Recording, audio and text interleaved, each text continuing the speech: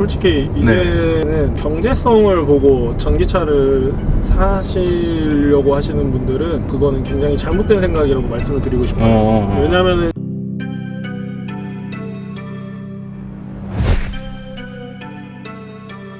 You've been wasted all this time. Now you popping up, cause I'm fucking up. And my whip so cold, call that ice on road. But you wanna hit me up, showing love, say what's up. But you wasting all my time. Like I owe you shit, cause I knew you when you had your life ahead. What happening? Things are different now, I'm better than I ever been.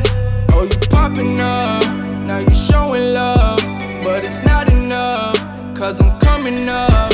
Like my prices, little bitch, and my whip game too sick. I can't ride with you, you wish I had to cross you off my list. I used to vibe with you, fly with you, every day spend time with you, lie with you, I would always come by to you, ride with you, keep it real, get high with you, lie with you. When I'm feeling real tired of you, more dry than you drinking all the time and you get by with you. Don't ever take the time to move, surprising you, I'm that in your face, put you back in your place. 안녕하십니까, 소토가의 서동현입니다. 반갑습니다. 오늘은 지난 편 아이오닉에 나오셨던 차주님을 또 모시고 촬영을 해볼 텐데요. 오늘 가지고 나오신 차량은 2019년식 소울부스터 EV 차량입니다. 또 전기차네요. 예. 자, 그럼 오늘 차주 인터뷰도 설명 잘 부탁드리겠습니다. 안녕하세요. 서울에서 거주하고 있고요. 치화공단에서 일하고 있는 전 아이오닉 EV 차주 겸 소울부스터 EV 차주입니다. 반갑습니다. 네, 반갑습니다. 현재 타고 계신 차량에 대한 간략한 설명 부탁드릴게요. 이 차량은 소울부스터 EV 차량에서 노블레스 트림에 썬루프와 충전기 보조선 옵션 빠진 모든 옵션이 들어간 거고요. 가격은 저는 정확히 모르겠는데 아마 보조금 받기 전 가격은 5천만 원 조금 넘는 걸로 알고 있습니다. 거기에서 교육세랑 이런 세제 혜택을 받으면 5천만 원 초반으로 다시 내려갈 거예요. 거기에서 서울시 보조금을 1,350만 원을 받으면 3천만 원 후반, 4천만 원 초반 정도가 나올 겁니다. 정확한 가격을 알지 못하는 거는 렌트카라서 렌트로 이제 계약을 하셔서 출고를 하신 차량이고, 근데 차값이 진짜 비싼 것 같아요. 예, 저렴하진 않죠. 그 당시 그랜저 IG 같은 것도 조금 생각을 해봤었는데 저는 아이오닉 EV에서 너무 좋은 느낌을 받아가지고 소울부스터 EV를 구매를 했는데 뒷이야기를 뒤에서 하도록 하겠습니다. 이 차량의 장점은 10.25인치 내비게이션 그리고 클러스터가 풀 컬러 LCD예요. 그런 것들이랑 옵션 같은 게 소위 말해 소형차에는 맞지 않게 뒷자리 열선까지도 있고 반자율 옵션, 통풍 시트 그런 것들이 다 들어가 있는 게 장점인 것 같고요. 그리고 또 다른 장점으로서는 박스카다 보니까 아무래도 이 헤드룸 공간이 굉장히 넓어요. 소울이 우리나라에서는 굉장히 사람들이 안 좋아하는데 타보니까 이 공간감이나 이런 거는 굉장히 좋은 것 같아요. 그리고 소울부스터 EV 차량은 출력이 201마력으로 알고 있거든요. 201마력이요? 예, 그리고 전기차 특성상 초반부터 풀토크가 나오기 때문에 가속감에 대한 이런 게 저는 굉장히 이게 운전하면서 답답함이랑 이런 게 없더라고요. 저는. 확실히 반응 속도가 빠르기 때문에. 자, 그럼 뭐 또 다른 장점이 있을까요? 트렁크나 이런 공간에 대한 거는 소형차에 맞지 않게 활용도가 굉장히 높아요. 뒷자리 폴딩 했을 때랑 이런 것들이 미러 EV가 조금 더 큰 걸로는 알고 있지만 트렁크나 이런 거 짐 많이 옮길 때 그럴 때는 높이 쌓을 수도 있고 그런 것도 좋은 것 같아요. 그리고 이게 지금도 손을 핸들에서 파지를 했다가 안 했다가 하는데 현대 기아에서 이 하는 반자율 주행 이거에 대해서는 정말 굉장히 만족을 하고 타고 있습니다. 생각보다 차선에 대한 그런 것들이 있는 거라던가 앞차의 거리를 맞춰주는 그런 것들, 앞차를 만났을 때 속도를 줄이는 그런 인식 속도라던가 이런 거는 아마 테슬라를 제외하고 나서는 아마 제일 좋을 것 같아요. 지금 새로 나온 GV80이나 이런 것보다 물론 떨어지겠지만 반자율에 대한 옵션은 굉장히 좋은 것 같습니다. 대전을 한번 왔다 갔다 한 일이 있었는데 제가 고속도로를 올리고 신경을 써서 운전한 시간은 한 10분, 20분 휴게소 들어갔다 나올 때 그럴 때 말고는 지금도 이게 옆에 보고 풍경을 보고 이 차를 타고 나서 네. 저는 원래 주행거리가 좀 높기도 한데 맨날 앞만 보고 다니다가 풍경도 보고 이런 것들은 정말 굉장히 좋은 것 같아요. 여기에서 테슬라나 이런 것들이 더 궁금한 거는 이게 이 정도인데 테슬라는 얼마나 더 좋을까 그게 궁금하더라고요. 또 이제 사이버 트럭까지 계약을 해두고 기다리고 계시잖아요. 4년 네. 존버해 하고 있습니다. 자, 그러면 이제 장점 이야기는 이 정도에서 마무리를 해도 괜찮을까요? 예, 제가 네. 왜 이렇게 장점이 많이 없냐 이 네. 차주분들이 느끼는 거랑 좀 다를 수가 있는데 네. 전에 아이오닉 EV 촬영을 하면서 전기차에 대한 장점은 거의 다 제가 말했다고 생각을 하기 때문에 지금 말하자는 뭐 유지비나 진동이 없다, 소음이 없다 이런 것들은 네. 굳이 얘기를 안 해도 네. 될 것 같아가지고 알겠습니다. 차주님 이 차가 굉장히 단점이 많다라고 말씀을 주셨는데 어떤 단점이 있길래 이제 심지어 차량을 정리해버리겠다라고 마음을 먹으셨는지 굉장히 궁금합니다. 제일 큰 단점은 제가 이 차를 타면서 주행 피로도가 제가 세단만 타서 그런지는 모르겠지만 네. 아이오닉에 비해서 주행 피로도가 굉장히 높아요. 장거리를 갔다 오면은 너무 힘들더라고요. 저는 SUV를 안 타봐서 그런 걸 수도 있겠지만 카니발을 제가 운전했을 때만큼 이건 뭐 개인차가 있기도 하지만 운전을 대전을 갔다 오는데 10분 20분밖에 안 해도 네. 그래도 피곤해요. 이 시트나 이런 것들이 편하지가 않고 레그룸 공간, 운전석에서도 이 좌우 공간이 센터 콘솔이랑 네. 제 무릎이 좀 닿기도 하고 차가 좀 좁은 것 같아요. 그리고 실제로도 아이오닉이랑 차 크기를 보니까 아이오닉이 이거보다 전장은 한 30cm, 300mm 정도가 길더라고요. 저는 이 차를 처음에 구매했을 때 공간이랑 이런 거를 많이 생각하고 산 건데 아까 공간이 좋다고 말씀드렸는데 이게 네. 폴딩을 하지 않으면은 애기 유모차 하나 들어가면 아무것도 안 들어가요. 뒷자리를 포기할 수가 없는데 주행 피로도 뭐 공간 이런 것들이 조금 저는 불만이 많아가지고 차를 더 타고 싶은 그런 생각이 조금 많이 떨어지더라고요. 근데 이거는 개인차가 있는 단점이고요. 네. 그런 거네요. 공간 활용은 많이 할 수 있는데 공간의 크기는 또 어떻게 보면 굉장히 적다. 예, 예. 네. 그리고 또 단점으로 보시면 이 내비게이션이 어느 정도 좀 위로 올라와 있어야 되는데 근데 좀 너무 낮은 것 같아요. 예, 내비게이션을 보면서 전방에서 시야를 아예 뺏겨버려요. 이게 네. 내비게이션이 큰 건 좋은데 이거를 보려면 자율주행을 켜고 보라는 것도 아니고 네. 자율주행도 반자율주행 주행 보조장치지 레벨 3 자율주행처럼 완벽하게 되는 게 차량이 아니니까. 통제하는 게 아니기 때문에 이거는 좀 굉장히 자리가 좀 맞지 않다고 생각합니다. 이 내비게이션은. 그러네요. 이게 확실히 조금 위로 올라오면 좋을 것 같은데 예. 너무 낮은 것 같아요. 제가 볼 때도. 실제로 운전을 하게 되면 내비게이션을 조작할 수도 있죠. 넓혀서 지도를 본다던가 네. 그런 거는 할 수 있는데 만약에 그거를 하게 된다면은 진짜 도로에서 운전을 하면서 그걸 하면은 절대 안 될 것 같이 네. 시선을 많이 뺏기고요. 그리고 이 HUD도 보시면은 네. 뭐 없는 것보다는 물론 낫겠지만 있어도 커다란 주행에 도움을 주거나 그런 거는 크게 없는 것 같아요. HUD가 원래 목적이 이 유리창에 앞에 전방을 주시하면서 네. 내 차량의 속도라던가 뭐 네. 과속 카메라 위험 구간 그런 거를 알려주는 거잖아요. 전방에서 시야를 뺏기지 않으면서 그거를 이렇게 알 수 있게 해줘야 되는데 이거는 지금 제 기준으로는 본넷 끝에 네. 딱 속도가 걸쳐 있어요 지금. 그러니까 너무 낮다라는 말씀이시죠? 예, 낮아도 이거는 네. 너무 낮다. 굳이 안 넣어도 되는 것 같아요. 소형차에서 있는 건 좋은 거지만 있으나 마나라고 생각을 해가지고 차가 전반적으로 지금 내비도 그렇고 HUD도 그렇고 다 좀 이렇게 눈을 이렇게 밑으로 봐야 되는 세팅이 돼 있는데 헤드룸은 높습니다. 네.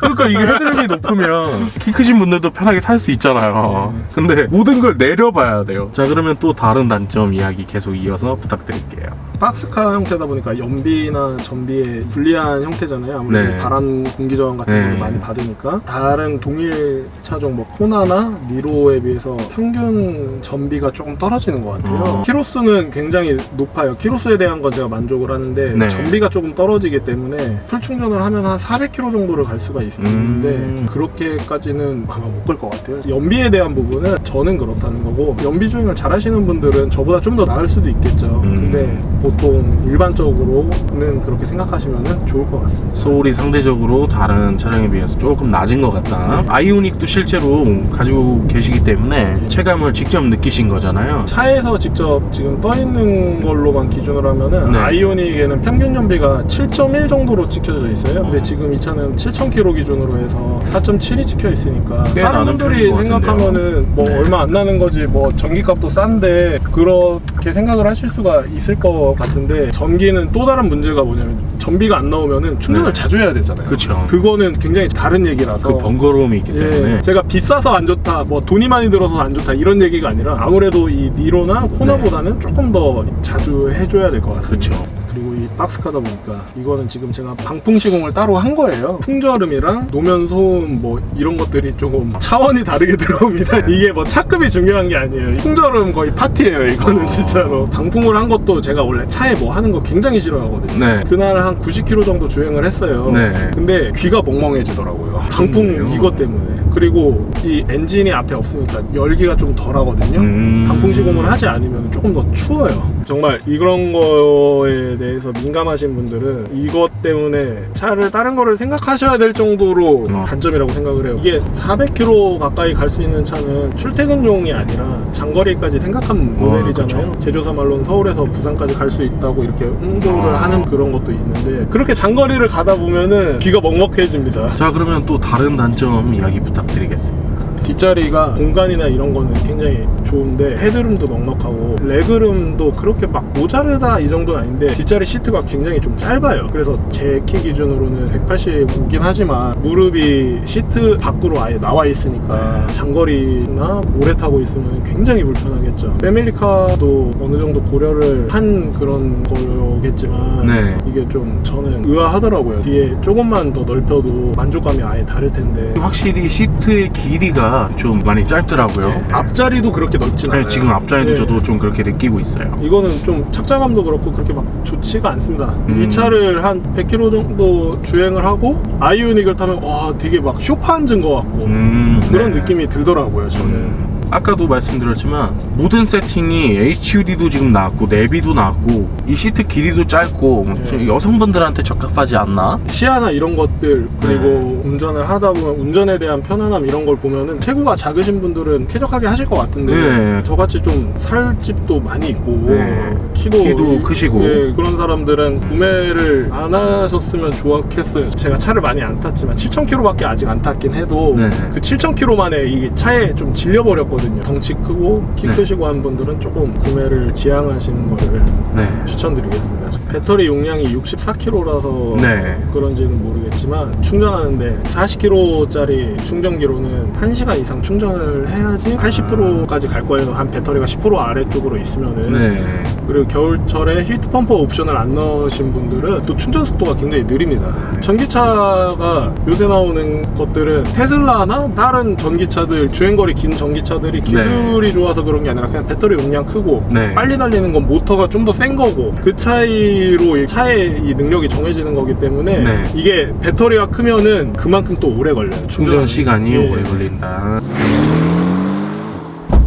전기차에 대한 지식이 굉장히 많으신 걸로 알고 있습니다. 저는 아이오닉도 오래 타셨고, 그래서 전기차에 대한 요번 년 신년 소식에 대해서 좀 말씀을 해주실 수 있을까요? 솔직히 이제는 경제성을 보고 전기차를 사시려고 하시는 분들은 그거는 굉장히 잘못된 생각이라고 말씀을 드리고 싶어요. 왜냐면은 네. 지금 보조금이 줄어드는 거는 문제가 되질 않는데, 작은 돈이 아니지만 그쵸. 100만 원 정도는 차 살 때는 어느 정도 이게 이해하고 넘어갈 수 있는 부분이잖아요. 네, 그쵸. 근데 그게 문제가 아니라 전기요금이 2022년 6월까지 해가지고 네. 원래 가격으로 돌아간다고 하더라고요. 아, 혜택 받고 있던 게 이제 없어지는 거죠? 173.8원에서 네. 2.5배로 오르는 거거든요. 그거에 대해서 제가 좀 할 말이 좀 많은데, 네. 일단 그렇게 되면은 하이브리드나 이런 거 대비 유류비가 한 70% 70%에서 80% 정도 수준으로 올라가 버려요. 지금은 하이브리드 대비 한 20%, 30% 정도밖에 네. 안 됐는데 그렇게 되면은 충전 시간이나 이런 거 다 따져봤을 때 네, 경제성이나 이런 걸로 보시면은 안 사는 게 낫다고 생각을 합니다. 저는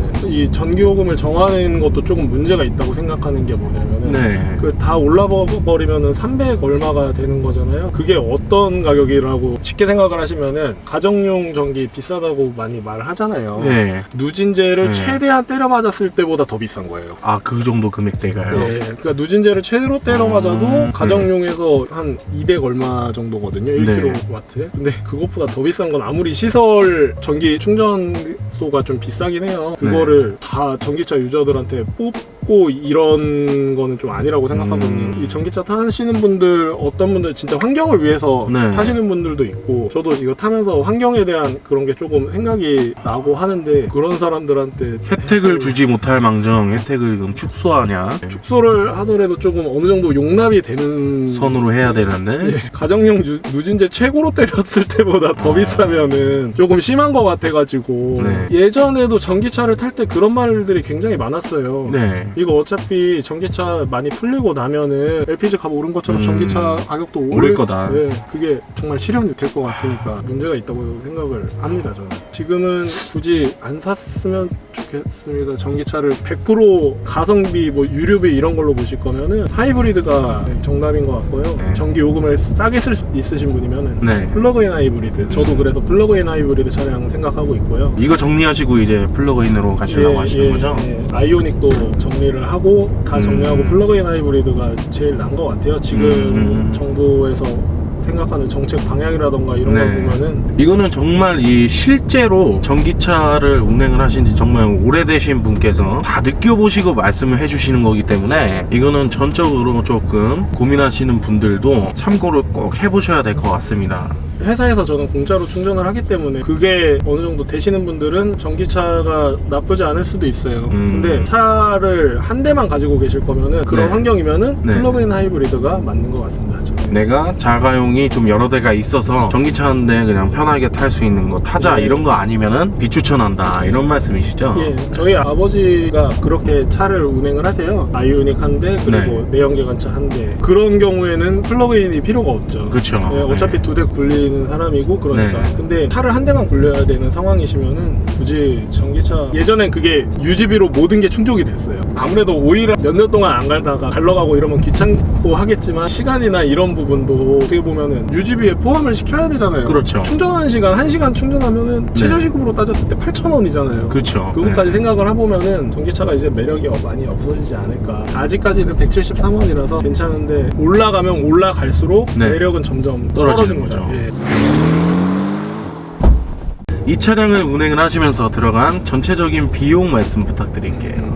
이건 렌트카라서 네. 제가 보증금이라고 해서 한 차값의 30% 정도를 납부를 하면 61만 원 정도 매달 빠져요. 렌트카를 고려해 보시는 분들은 아시겠지만 다른 비용 뭐 세금 뭐 보험 이런 거 다 없이 그것만 빠지는 거기 때문에 한 달에 60만 원 정도. 네. 그리고 충전 요금은 제가 거의 보통 회사에서 무료로 충전을 하기 때문에 충전 비용은 5만 원 정도는 들어갔을 거예요. 대전 한번 갔다 와가지고 7,000km 타시면서요. 예. 아 근데 이 얘기를 항상 들을 때마다 좀 어이가 없어가지고 무료 충전소만 있다면은 7,000km 5만 원입니다. 제 한 달 기름값이 많이 나올 땐 60만 원. 그 돈으로 이거를 네. 할부 구매를 하시면은 차를 공짜로 타시는 거예요. 그러겠네요. 차를 많이 타시고 네. 집에 완속 충전기 있으신 분들은 네. 그런 분들은 아직 사도 괜찮아요. 제가 조금 뭐 장점보다 단점을 많이 말씀드린 것 같아요. 왜 이렇게 단점을 많이 말씀드린 거냐면은 장점을 저번에 아이오닉 EV 리뷰할 때 전기차에 대한 전반적인 장점을 전부 다 얘기한 것 같아요. 그거를 빼놓고 얘기하다 보니까 이게 단점만 많은 차가 돼버린 것 같은데 네. 아까도 말씀드렸다시피 환경이 맞고 차가 두 대 있고 막 세컨카 그런 걸로 하기에는 괜찮은 차예요. 차량 가격대만 조금 납득이 가신다면 네. 요번에 뉴스 봤을 때 교복도 이제 그 지원을 해준다 그러더라고요, 학생들. 근데 그 교복 업체에서 교복값을 올려버렸다 그러는데 이게 항상 그 지원이 나오면 회사 측에서 그렇게 하는 것 같아요. 차값이 사실 좀 더 내려가야 되는데 네, 내려가야 되는데 예, 이게 비싸요 너무. 네. 이거 가솔린 차면은 2,500-600 정도가 풀옵션 가격일 거예요. 썬루프까지. 네, 1.6 터보가. 네. 완전 풀옵션. 이거는 시작 가격이 4천만 원이 넘으니까 아무리 네. 보조금 한다 해도 이거는 조금 이거를 안 가는. 사서 유류비나 이런 절감되는 부분으로 네. 그거를 하시려면은 연 3만 이상 그렇게 4년 정도 타셔야지 그때 딱 가솔린이랑 비슷해질 거예요. 그리고 그 다음부터 계속 그렇게 타야지 이득을 볼 수 있는 거고. 이것도 물론 제가 말씀드리는 기준은 지금 적립감이십니다. 앞으로 모르면? 오르면은 못 뽑아요. 그때 되면 분명히 차값을 내리긴 하겠지만 네. 지금 같으면은 차값이 납득이 안 되시는 분들이 상당히 많으실 거예요. 왜냐면 이 돈이면 그랜저가 보이거든요. 그렇죠. 그랜저 깡통도 아니에요. 네. 그랜저에서 옵션 살짝 넣은 것까지도 보일 거예요. 아마 네. 4천만 원대면은. 이 4천만 원대면 선택의 폭이 넓어지거든요. 네, 작년까지는 전기차 제가 다른 사람들한테 막 추천하고 그랬는데 네. 이번에 전기값 오르고 저도 이게 다른 분들한테는 그냥 굳이 잘 모르겠습니다. 전기차를 떠나시는군요. 예, 저는 네. 플러그인 하이브리드로 가보겠습니다. 하지만 테슬라는 다를 네. 거라 생각하고 기다리고 있습니다. 저는. 자, 그러면 이제 인터뷰는 이 정도에서 마무리를 하도록 하겠습니다. 사이버 트럭과 그리고 플러그인 하이브리드 차량 모델을 또 출고를 하시면 저희는 언제든지 달려오겠습니다. 두 번 나온 사람이 있나요 지금? 최초입니다. 근데 지금 추세로 봤을 때 차량 바꾸시는 이 시기도 굉장히 빠르시고 제가 서우토반 하면서 최소 한 15번 만나 뵙지 않을까? 그리고 마지막으로 포터 EV도 포터 EV 계약하셨죠? 네. 예, 그거는 조건이 완벽하게 맞기 때문에 네. 그래서 더 구입을 한 거기 때문에 네. 그때 한번 또 뵙도록 하겠습니다. 그러면 이제 인터뷰는 이 정도에서 마무리를 하도록 하고요. 지금까지 서우토반의 서동현이었습니다. 나와주셔서 정말 감사합니다. 감사합니다.